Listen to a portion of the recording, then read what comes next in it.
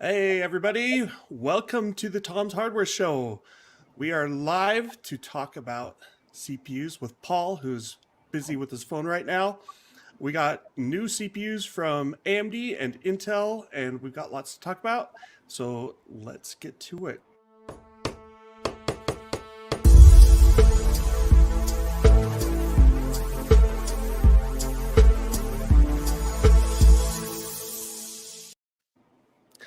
All right, Paul, how's it going? Pretty good. I have my phone muted now. Excellent. You have a busy week with all the testing, busy couple of weeks? Yes, definitely. Last weekend was a killer. Yeah, I saw you posted stuff over the weekend. I'm like, he's a workaholic, folks. You don't know. Yeah. Well, I can't say much better. Yeah, we have to do it when we have it, Yep. So tell us about what you've got going on over the past week. What's come out and what's exciting about it? Okay, so first we started with the 12900KS. Basically, Intel decided that they weren't going to sample that to press. The general availability of that chip was on Friday, or excuse me, not Friday. It was on Tuesday of this week. Now, Intel decided there wasn't going to sample the press, but we can get these things if we really need to. So we had we obtained a sample, and it arrived like Thursday, the week before. So I just went to work, tested it, and we posted a review of that Sunday before it was even available in the stores. So that was really quite the project there that kept me busy. So there's a lot of different things. The real big key behind the 12900KS is it is the same CPU as the 12900K, which is Intel's current fastest gaming chip ever. So what they're looking to do is to get ahead of AMD. AMD is releasing a 5800X3D that has a new 3D cache stacking technology. And they say that it will make it the fastest gaming chip on the planet, not the 12900K. So Intel is trying to, cut off AMD at the pass before they even get there. So there we go. So we posted the review. Excellent. So we've got the 12900KS, new top of the line, fastest gaming CPU, right? Technically. And it feels like a preemptive strike before the 5800X3D comes out. Oh, it totally right? is. It absolutely is. So, and what's AMD, the price? Mm-hmm. What's the price on these chips? Well, it's like $72 million. No, it's not that much, but it's exorbitant. It is $750 off the top of my head. Is it $750 or $800? $799. Well, so the MSRP is $739.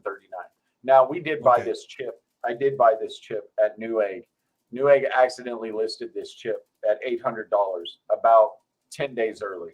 I bought the chip. They even shipped it, but they recalled the shipments while the chip was en route, which is the first time I have ever seen that happen. So they then just once the launch was done, then they let the shipments go? They canceled all the shipments for everyone who got it on Twitter. So you had to reorder. People who said that they had done it as well, and none of them actually got through. So I had it overnighted when I ordered it, but it never arrived, and we weren't able to test it, which was, that really put me in the time crunch when I went to another method to get the chip before it was actually available at retail, because it did not come through Intel. So anyway, we found it for $800 at retail. The MSRP is $739. You can expect it to be much higher than that, because that's not really the MSRP. That's the price that Intel puts out for if you buy 1,000 units. So the retailers are going to add their profit on there. So it's very expensive compared to the regular Core i9. You're going to pay $589. So it's $589 versus $739 on their fake pricing, which is that's quite. Hey, it's better than graphics card pricing. Yeah, which is coming down. So it's quite a bit of difference there. So it's very expensive, and what you're getting basically is the ability to boost to 5.5 gigahertz on 2 cores, and you get a 5.2 gigahertz on all cores. Now the core, the 12900K, the normal 12900K, these are the same chips. It's just a higher binning. It will do 5.2 gigahertz on 2 cores, and then the all core will vary, but it's much lower than Yeah, mine does like 4.8. I want to say is what I typically see. It's going to be much lower than 5.2. So what they did is they enabled 2 new different types of boost technology on the 12900KS to enable higher boost. Number one, they're using better quality silicon, and number two, well, that's number one of 3. Then they enabled thermal velocity boost, which is TVB, which allows your processor to boost on certain cores higher as long as they're below a temperature threshold. Now, most motherboards for TVB was on their high-end desktop stuff before, right? Only? Correct. Yes. Okay. Now, TVB, when it is, the motherboard vendors can override those limits, the temperature limits, and just say, hey, do it anyway. And that's what they do. So, I mean, that's literally what you're going to get at default settings. If you want to actually respect the rules with TVB, you have to go and enforce it to respect the rules. And sometimes even that doesn't work, right? Like I've had motherboards where it ran overclocked no matter what I did. Yeah, exactly. So it's a neat feature, but it's largely ignored, and they just allow it to increase the peak boost temperature. Then you also have what's called ABT, which is adaptive boost technology. This is an automatic overclock.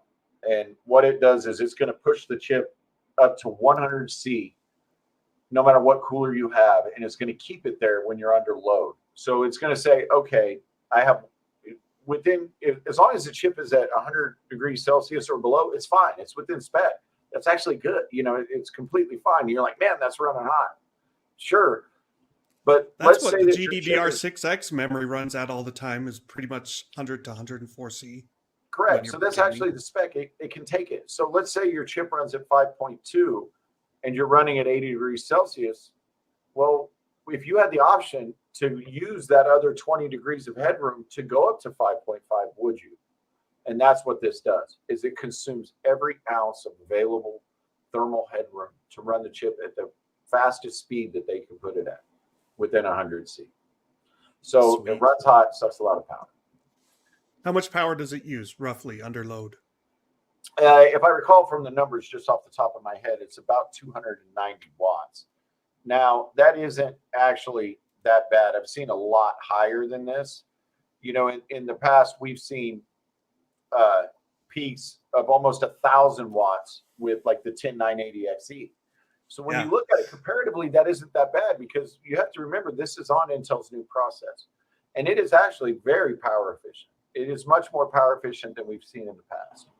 I was with PC Gamer doing CPUs back when the Skylake X and KB Lake X, and then the Cascade Lake X chips came out.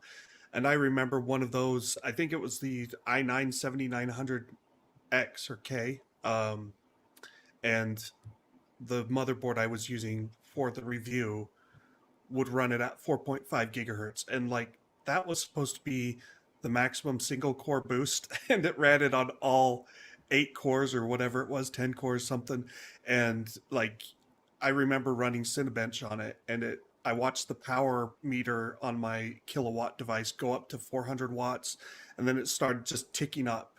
And I was like, oh, that's bad, because it means it's in like an overheating cascade failure. And it went up, hit 450 watts, and the system shut off. I was like, this is bad.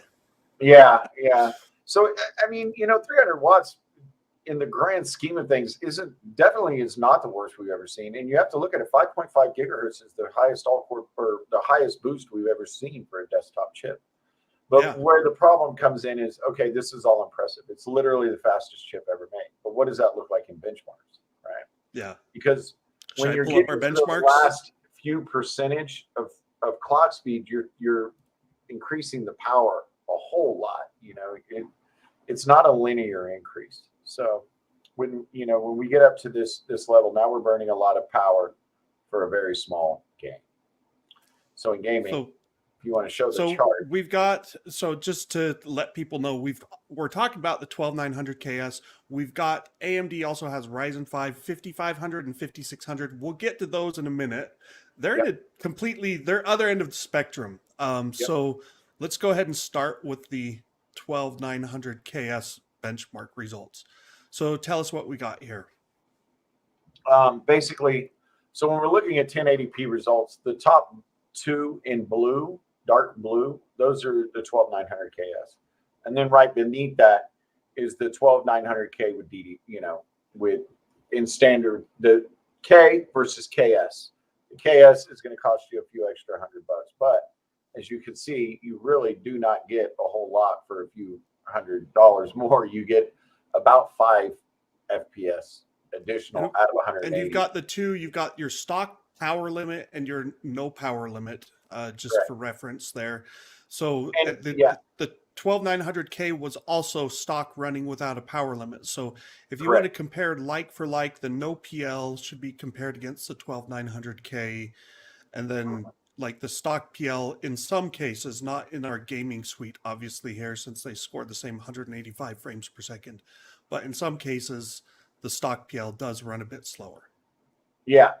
And that's really going to be your your heavy all core loads. Now, we normally do see a difference with processors, even in gaming, when we do a no power limit. But with the KS, they have increased the base power limit anyway. They brought it up by 25 watts to 150, which is the base TDP, essentially. They've changed the name of TDP. But so basically, you're looking at 2.7%. So you're spending a whole lot more money for 2.7%. Right. So then we've also got like the AMD chips, and you've also got chips like the 12700K, which, in terms of money, especially like we're using the 3090 here for testing. I mean, we could try and get you 3090 Ti now that those are out if we want to just, no holds barred. You can see if we go up to 1440p, which would kind of be more realistic for your high-end graphics cards like you're using, and suddenly the margins shrink a whole bunch. Like we didn't even test at 4K because it would just be mostly a 10-way tie or whatever, right? Yeah, there's no sense in testing it. Testing a GPU bottleneck that's where you're going to be at. And that's the thing about the KS, and this is where the problem with this product from Intel. The people who are going to use this, they are going to game at these higher resolutions. And that's just all there is to it.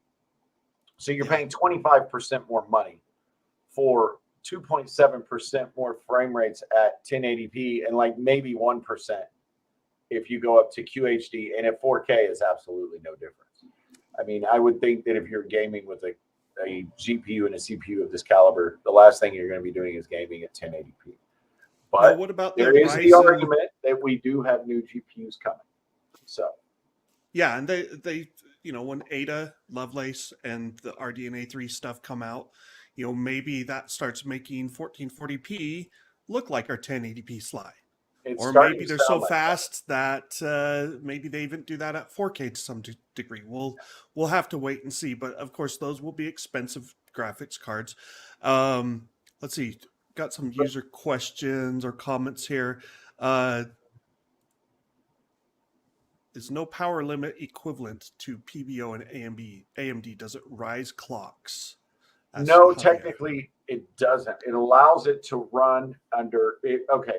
The clocks will reach a peak when they have a power limit. They're going to reach their peak, which is your boost. And then after a certain period of time, that's technically is called the tau, which is 58 seconds for a K series model. It's going to drop down into a second level of power. So you're going to hit the speed bump, and then you're going to go back down. That's your boost. Basically, no power limit just allows it to operate at that boost at all times. It doesn't boost it beyond the actual spec. At what point does thermal throttling kick in? Like when you go over 100C or 105C? So it's at 105C is your limit, and then you'll actually see if your chip got that hot, you would see clocks drop substantially. Yeah. Then you will see clocks drop. So the big attraction of this chip is it is essentially, it's going to run as when you have the adaptive boost technology, ABT, turned on, which is on by default. it is going to run as hard as it possibly can and stay under 100C. It's going to keep it at 100C under load, under a heavy multi-core load. You won't see that in gaming. But, and it's warranted for their normal 3 years, so it's like if it burns out, you can complain. Related to this, Javier again, I bought a 3500X because of the chip shortage and high prices. Now with 5900X at 450, should I get one and not update for a while, or to wait for next gen AMD and Intel? So with the AM4 socket AM4, you can go up to the 5900X, 5950X, and soon the 5800X 3D. Do we have any idea of what to expect from the X3D? Like, would that, like, which is going to be better, 5900X or 5800X 3D? Like, more cores versus more cache? The 5800X. Okay, so the 5800X 3D is going to be faster in gaming. If you're not doing a bunch of things that require all of those cores that the 5900X gives you, because it's what is in it 12, I believe. I'm so sorry, yeah, off the top of my head. 12 for the 5900X. Yeah. So the 5900X has 12, and then the 5800X has 8. If you don't need those extra cores, right now the 5800X is slower than the 5900X in gaming. The 5900X brings all of these cores, which brings some extra cache along with it, that makes it faster in games. If Do we think that will close the gap? Like, do you think the 5800X 3D will close the gap with like the 12700K? The 5800X 3D will be faster than the 5900X in games. AMD claims overall, on average, it will be faster than the 5900X. They claim it'll be faster than anything. And if that's the case, the price on it is astoundingly good at $449. So that's really $449 or $499? One of those. Let me double check. There's so many chips that we have to. So this is your interesting question, Javier. Is, do you wait, like it's supposed to launch in the next month or whatever for the 5800X 3D at the same price potentially as the 5900X? So if you're doing just mostly gaming, it sounds like waiting for the fewer cores but more cache is going to be your final hurrah for socket AM4, and then we'll look. It is $449. Yes, $449 for the 5800X 3D, and it launches on April 20th. Okay, let's quick run through. Oh, if you could even get close to the 5800X, if you could get close to the KS with the 5800X 3D, then that is an amazing value. That's the problem with the KS. It's not going to be worth it for the overwhelming majority of people. If they're only after gaming, I would say go 5800X 3D if it delivers on what AMD says. If it's even close to delivering on what AMD says. And if it delivers on what AMD says, if you're only looking for gaming, it will be better than the 5900X. There you go. So running on through the other 12900KS, we've got the multi-threaded performance ranking. So, despite having 16 cores, 24 threads, which is fewer than like the 5950X, you can see it still comes out ahead. The 12900K already did that, but the 12900KS, when you remove those power limits, gets you another maybe 5%. No, not quite 5%. 3.5%. It's 4% faster in threaded work. Yes. Yeah. And 6.8% faster in single threaded. And the that's heavy, because of 5.5 gigahertz boost. Yeah, and the heavy cache chip from AMD, the 5800X 3D, probably in multi-threaded workloads, it's not going to be the exact same as the 5800X. You won't see almost any uplift in normal applications. You might see a few, like Blender, maybe a little bit in Blender, because it does have that is a little bit cache dependent, but most applications are not going to benefit. They will be. Do we know clock speeds on the 5800X 3D? Like, I know there was some stuff like it's not overclocking unlocked because of the massive caches sitting on. No, and it's actually slower. The clock speeds are actually slower than the vanilla 5800X. So the X3D runs at 4.5 gigahertz boost, right? And the 5800X runs at 4.7.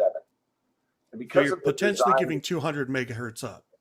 Yes, you're absolutely giving up 200 megahertz. but it will be faster in gaming, they claim. It should. It Right. should be faster in gaming. Right. So if you care more about the multi-threaded, your 5900X will be like the Absolutely. better AMD chip, or the 5950X. Then we got single threaded is the last slide we'll look at for the 12900KS. This in this case, we're looking at power limits aren't really a problem because you're only stressing one core. And so the KS performed the same basically with or without the power limits in place. And you can see, they've got a fair advantage. If you look at that single thread performance compared to the fastest single threaded AMD chip, which is the red line, the 5950X, that's a big difference. Yeah. That's massive. That's a pretty but it doesn't huge translate gap. as well to games as you would like to see. Yeah. So what? It's about 26% faster. That's a pretty big gulf. So AMD is kind of back in the game of offering you more cores and potentially less performance in certain workloads. But overall, I mean, they're still competitive, and going to be very interesting to see how the 5800X 3D actually plays out. Like, you won't have the option, it sounds like, for like a 5950X 3D where you could get all the cache and all the cores, right? Well, they could make one, but they could make one. They're not going to. Yeah, that's going to be, at least not yet. They're not. They're saying that they have no other plans right now besides 5800X 3D, and they won't comment on any potential future products. But they do say they have the option. They're not making a commitment. I would think with Zen 4 being this close, that this will be a one-off. And I think that it's going to compete directly with that 12700K. It's going to be faster than the 12700K for about $50 more. If I remember correctly, I can't read that chart, but I think the 5700 or the 12700K is 410 or something. 410, yeah, 409. Yeah. So it's going to be just a little bit more expensive, but it will beat it by a big margin. If the 5800X 3D is as good as they say in gaming, it will be a better gaming chip for your dollar than the 12900KS. I would not recommend anyone to buy the 12900KS for gaming. If you're going to go crazy, go with a 12900K. I mean, save your $200. But I would recommend a 12700K over a 12900K any day of the week. The difference between the two is a few percent, but the price difference is huge. Yeah. Couple of questions, comments. Would you say Intel is back in the gaming arena with its chips? Well, Intel is faster in every single price range in gaming than AMD, and has been since what was it, November of last since year? Alder Lake launched. Alder Lake. They're faster. So yes, absolutely. It's AMD that needs to get back in the game right now. Yeah. Separate question here. Someone's asked, is Threadripper Pro going to use 3D cache tech? That is that's a good question that AMD refuses to answer. They already have Milan X, and I have Milan X here somewhere. There it is. I actually have the chip setting right here, but they have almost a gigabyte of L3 cache. Milan X is so crazy. Yeah, Milan X is faster than, or of course, it's measurably faster in almost everything compared to the regular Milan. So basically, in case you don't know, Milan is their server chips. Threadripper chips are just the same design. Just they make some tweaks to the clock speeds and things, but they're exactly the same chips. Will they make Threadripper Pro with 3D V-cache? I don't know, but they already have the same chip with it, which is Milan. Yeah, you gotta figure they would at least test the waters, maybe with one of their OEM partners. But I mean, down the road, like long term, it looks like 3D V-cache is going to be probably will feature in Zen 4 in the Ryzen 6000 stuff or 7000 or whatever. I would expect to see this from them continuing forward. Absolutely. So I think we answered this, Chris Graver, 12700K or 5800X. If it's a vanilla 5800X, go 12700K. It is. Yeah. Just bring up the gaming side, and that'll show you. This is the geometric mean of like 7 game titles.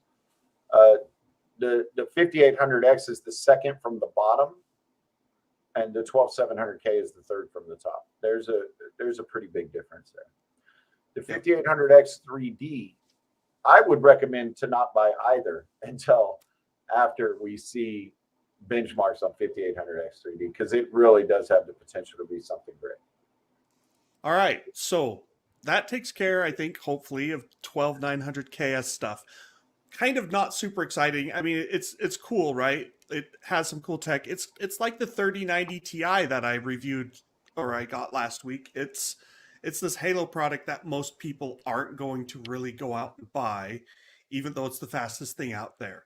But then there's that knock-on effect. Like if you're the fastest chip overall, people sometimes go, well, even if I don't buy the fastest chip, I can buy, the i5 or the i7 and upgrade down the road when I get more money or when I need something faster. So, there's hope in some people that they could upgrade to something faster. But on the more interesting side of the spectrum, perhaps, we've got Ryzen 5 budget chips, both priced at less than $200, right? Correct. So One, yeah, well, yeah, 200, right at 200 for the 5600 and then the other. So why does that? These chips are a day late and $1 short, unfortunately, from AMD. So just the quick overview here is that AMD has traditionally launched what it would call non-X's when it does their big launch. So with the last series, we had the 3600X, and then you had the 3600, the non-X. There's no X. The 3600 is practically legendary. We've recommended that chip forever in its heyday because all you have to do, it's basically the same thing as the 3600X. You just click Precision Boost Overdrive, and it's basically the same chip, but it's way cheaper. It's like you're paying a lot of extra money for just and branding, which is an X. They're the same thing. It's the same silicon. So to go through this slide, we've got a lot of chips, and we've got overclocked or precision boost overdrive enabled on some. So you've got at the top, we got 5600X still. The top of the new chips, you got the 5600 PBO is not too far behind that at 155 in the geometric mean here. Then we've got the 5600 without, comes at 152. So you only got like 1.5% from PBO. Then you got 5500 PBO, and clear near the bottom is the 5500 running stock. And you can see if you take the 12400, the Core i5 12400, that's right at the top of the chart.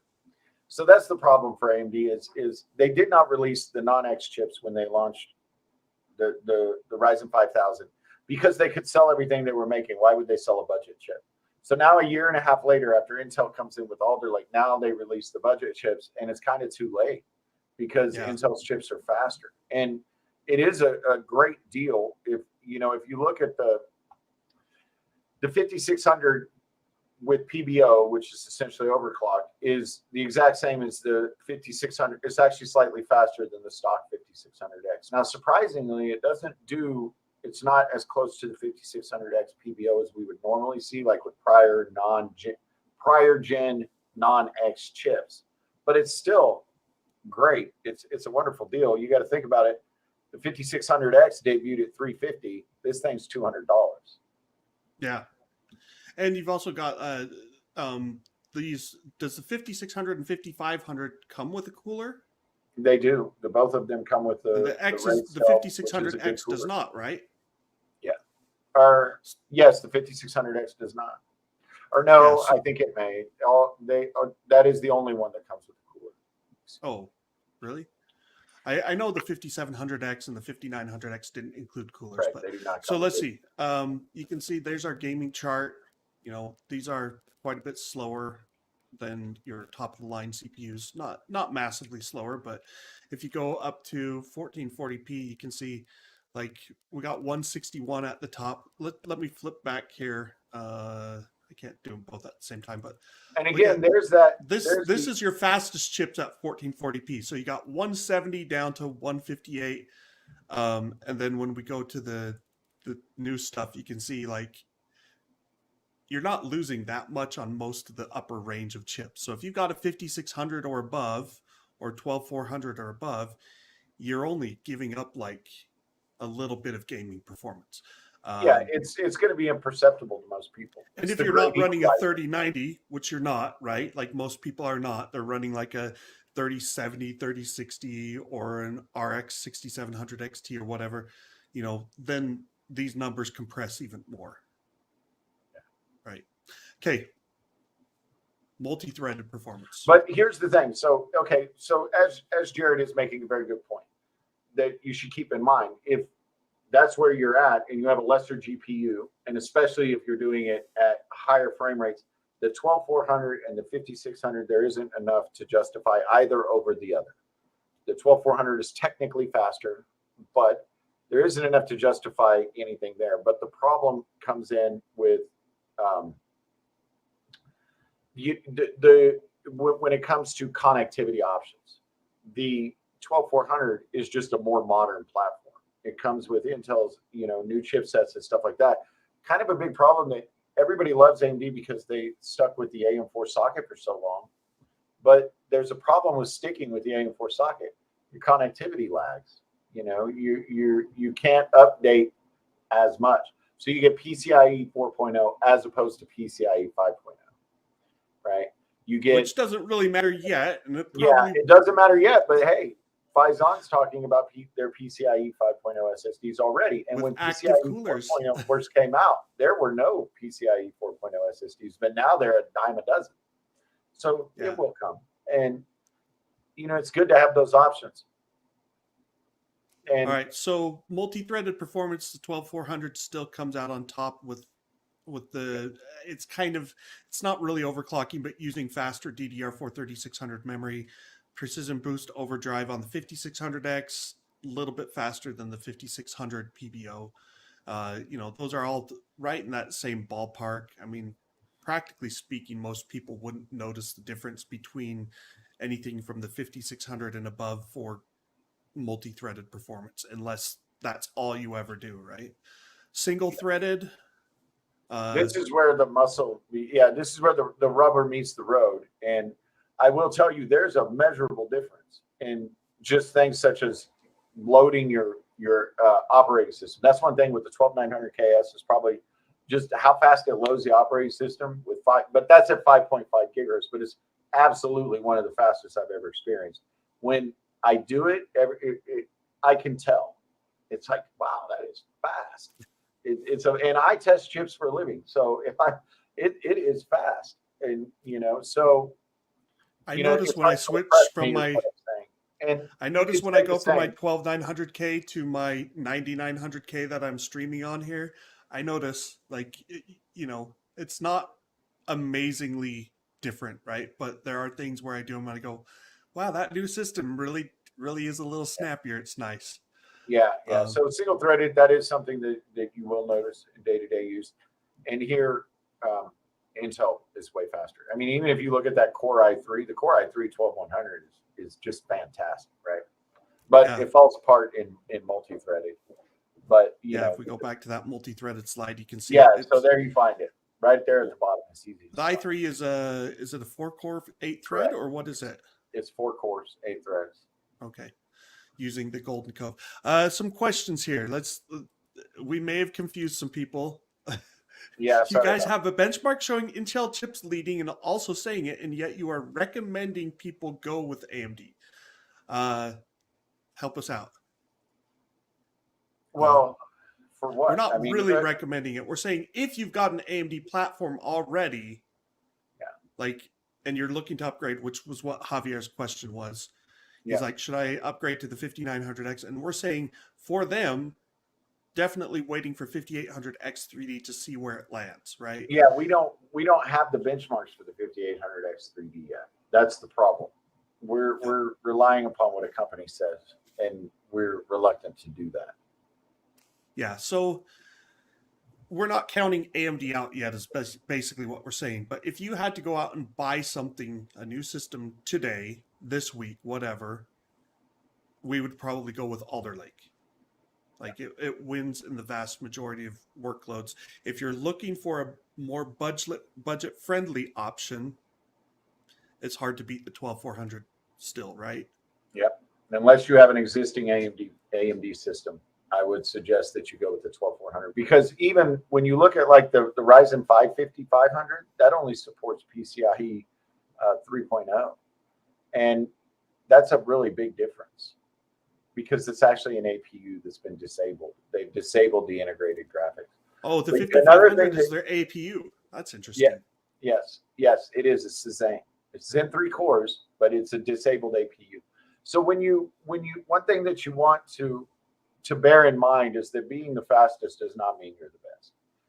If you're slightly faster, but it costs $200 for that sliver of performance, then no, we're not going to recommend it.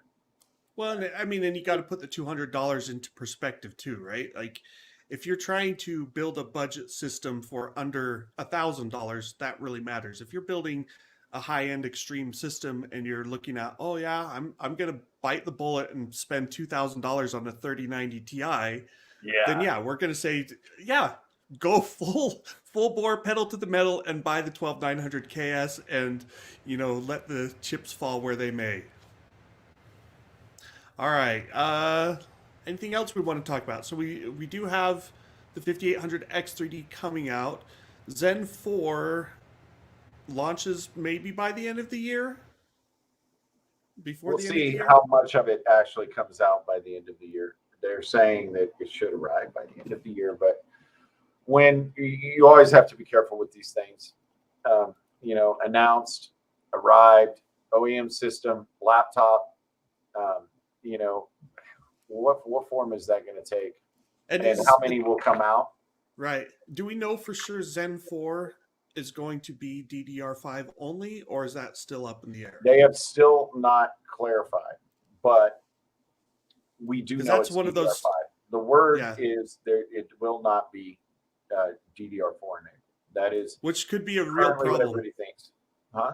Like it could be a real problem. Like Alder Lake supports DDR4 or DDR5, and we've basically, for the time being, we've said, you know what, forget about DDR5 because it's just too darn expensive for minor gains, right? They have a massive problem if it's only DDR5. This is going to, they're either going to have to sell the chips a lot cheaper than they would have had, but DDR5 is super expensive.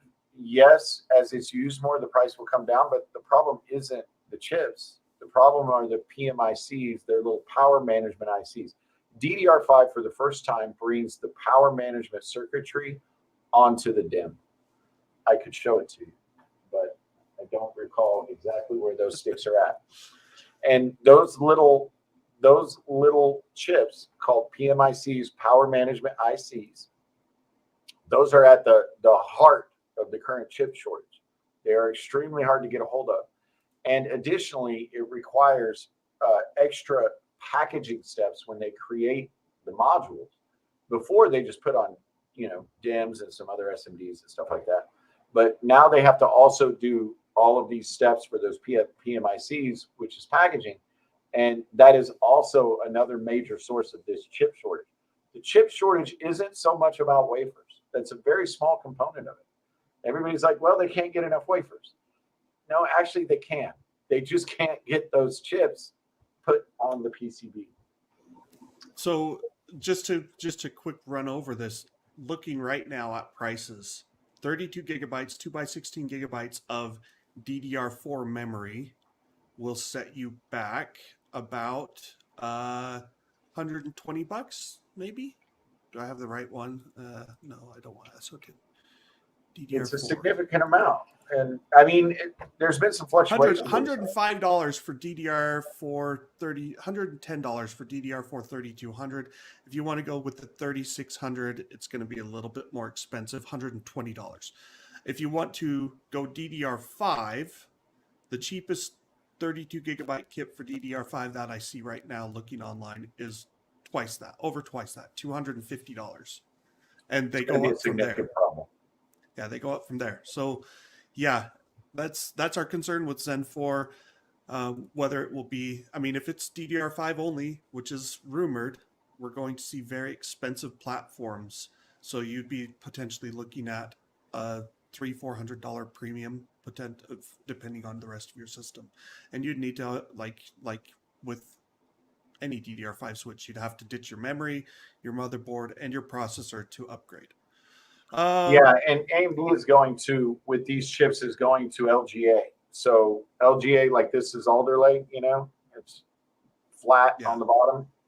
But with AM5, they're going to, that's what they're going to. Right now they have pins. Like, I can't show that one, but here you go. Yes, you can. We won't tell. No, I can't. But it's just very soon you will see that one. But this is You got to PGA, turn off your which broadcast has blur pins. now. Yeah, thank you, NVIDIA Broadcast. But this has pins. So, yes, it's an entirely different. Oh, hey, look, I can show it to you after I take it out of this. Or I will not show you this, but I'll take it out of my holder. See, there you go. It's your PGA socket, pin grid. So, I mean, our LGA, is that really better? Like, you're less likely to damage the pins on the CPU, but now you can potentially damage the pins in your motherboard socket. yeah. So LGA has the thing about LGA is you can get a higher pin density. So eventually with PGA, which are the pins, it's a pin grid array, plugs in like that. The problem with PGA is eventually you can only get so many pins in that per square inch. But with LGA, if you look at some of these sockets on big servers, like we play with, the pins are like angel hair. I mean, they're like hair. Which is the scary thing. Like it is very. I'm trying to think of which system it was. I don't think it was a Threadripper, but it might have been. I had one that I bent a pin on. Yeah, it's almost impossible to repair. I actually did fix it, Paul. I was super impressed with myself. I had like my tweezers and knife and everything and a magnifying glass, and I fixed it. I think it was just an LGA 2066 maybe is what I have my little socket repair kit here, which is just various needles and pins that I use to fix sockets because I swap so much. Yep. But one thing that's interesting, most people don't swap. One thing that's interesting is these pins get finer and they get thinner. I mean, they're like hair. If the sockets wear out much faster. An old school socket is rated for something from, I would say, AMD and Intel is rated for like 500 insertions. Stuff for Threadripper where they're super duper thin are rated for like 50. Wow. So don't you can wear them out very quickly. Most people, it doesn't matter. Guys like us. Okay, let's see. Some questions, comments. Ruru2, welcome back. I'm skipping Zen 4. Zen 5 is too close. Do we know, like, is Zen 5 going to come out next year? Tell us your secrets, Ruru2, because we don't know that. I mean, we can hope for it, but I don't know. We'll have to wait and see. But, assuming most likely Zen 5 will stay with socket AM5 and give it another year or so, DDR5 prices and inventory should come up. Prices should go down. Inventory comes up. Like, it's not a bad idea to skip. And of course, it also depends on what you're sporting right now. I mean, I got to be honest. Like, I've got a 9900K that I'm streaming on right here. It's my daily driver. I use it all the time. Even though I've got like a faster 12900K sitting back there, I've got a 5900X from AMD sitting somewhere. I've got these faster chips, but it's like there's something to be said for a system that it just works and it's fast enough. And so if you're not doing high intensity CPU crunching things, which I usually don't, then it doesn't matter that much. I run a W3175X. And this thing is like a dump truck. It's got what is it? 28 cores, 56 threads. It's their only overclockable Xeon they've ever made. How long does it take to post to power on? Exactly. It's like a dump truck. Like it can carry a whole lot, but it's very, very slow. So when I test like the KS, it's like when this thing boots, it takes forever. But once it's up and running, I get around it.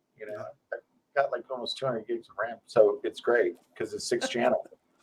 And I can have as many Chrome tabs open as I want, but it is very not that responsive. When I do go to when we're testing these super fast chips, like wow. Javier again. Wouldn't it be great if CPUs were like GPUs, just connected to PCI Express and no socket dependence? Less electronic waste. I mean, sounds nice in theory. Like, I don't see that happening anytime soon.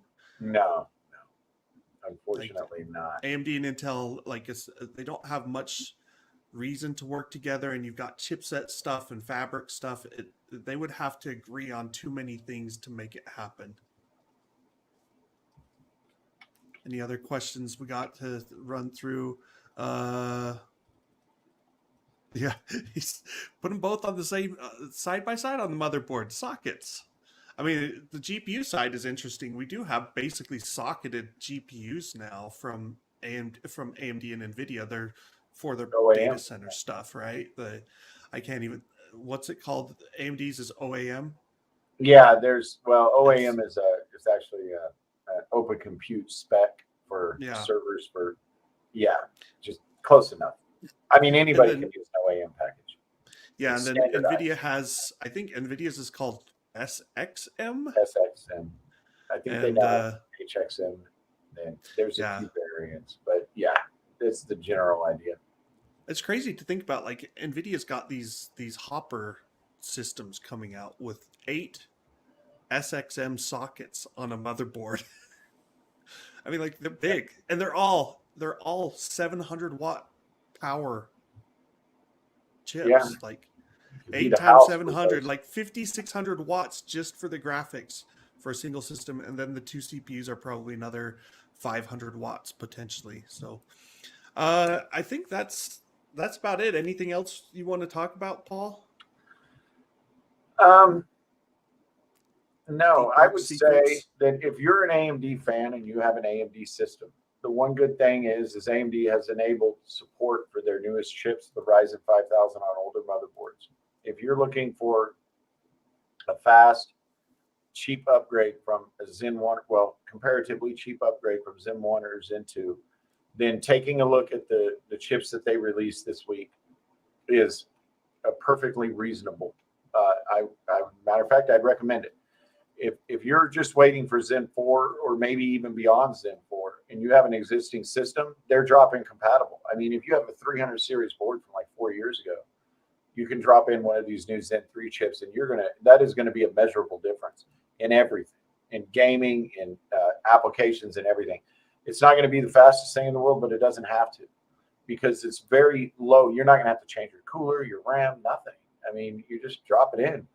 These chips are wonderful for that crowd. And I do believe that's part of the reason why AMD decided to do this so late in the game, is simply to keep people from jumping to Alder Lake. If you're building a new system, I would suggest that you go with Alder Lake right now. If you're building anything, that's when we're talking specifically about mid-range and lower-end chips.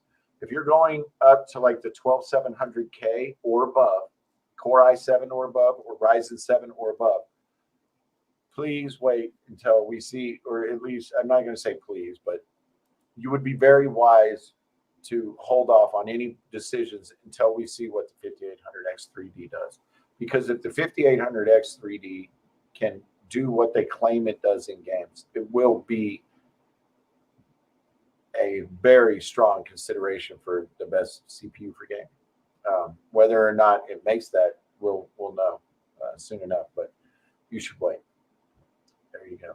And 12900KS, unless you have got a whole lot of money and you are building the 3090 Ti, and you're going to have 32 terabytes of SSDs and whatever it is that you have, then you should not buy that. It's a fun curiosity. But when do we expect? Let's see. After Alder Lake comes Meteor Lake. Meteor Lake. Should be starting to see something about that this year. I believe rumors say it's second half of this year, which probably means in December. But or it's Raptor Lake. Excuse me. Raptor Lake. Meteor Lake already out. Sorry. Yes. Don't sleep on Raptor Lake. Raptor Lake has the Zen 4 versus Raptor Lake is going to be a heck of a show, and everybody will win because these chips are getting way faster, and you get more. You're saying clock speeds are going up, or just clock speeds will absolutely go up significantly.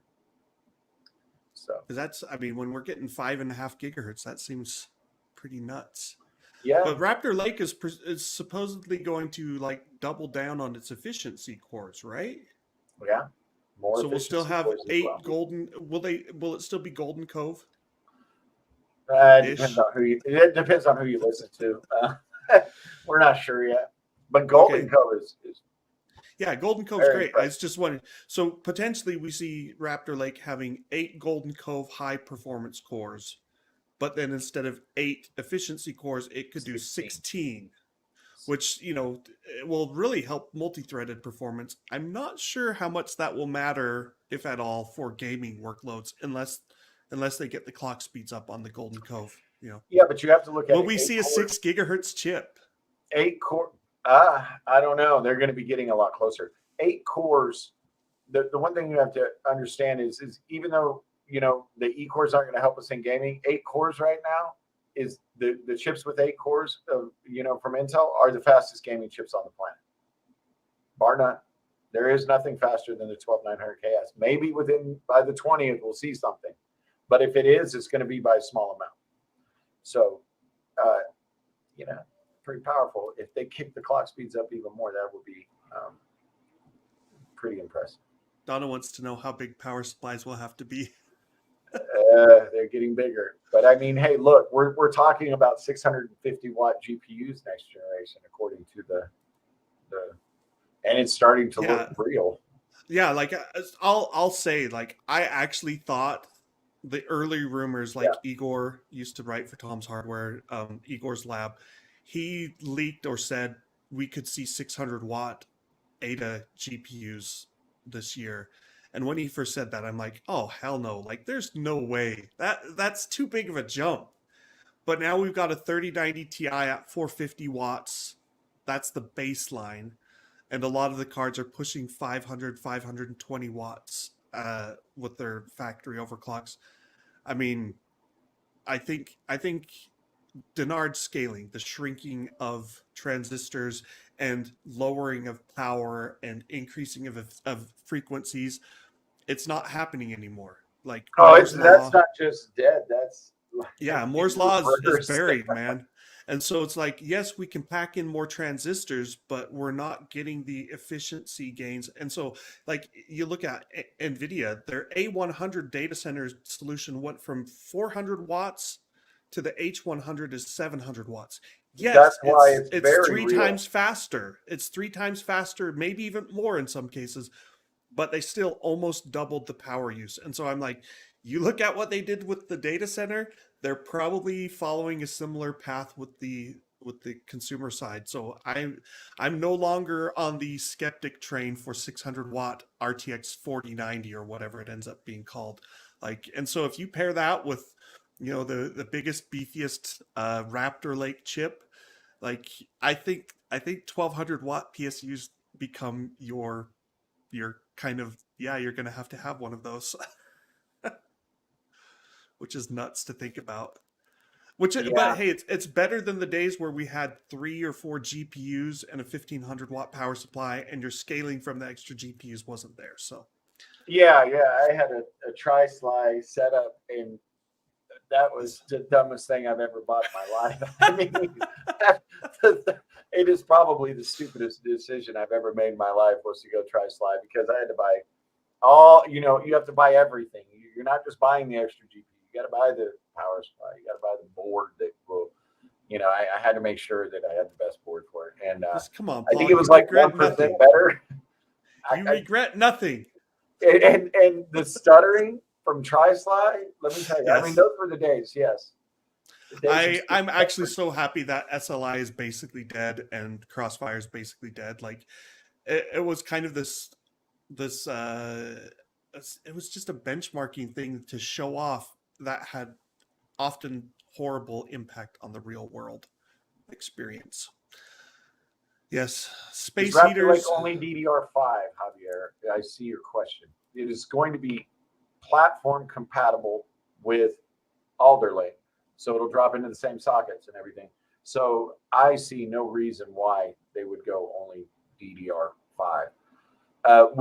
So the problem with the current gen of Alder Lake motherboards is if you want a really good board, you have to buy a DDR5 motherboard. From my talks with motherboard makers, I speak with these folks a lot.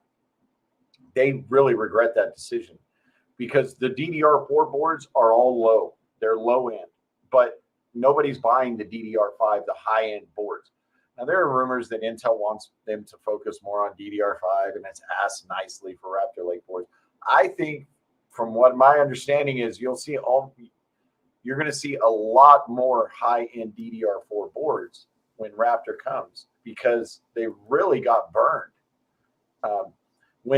When you look at all of the motherboards that the high end motherboards right now for Alder Lake, they're almost all DDR5. I can't think of a super high end DDR4 board.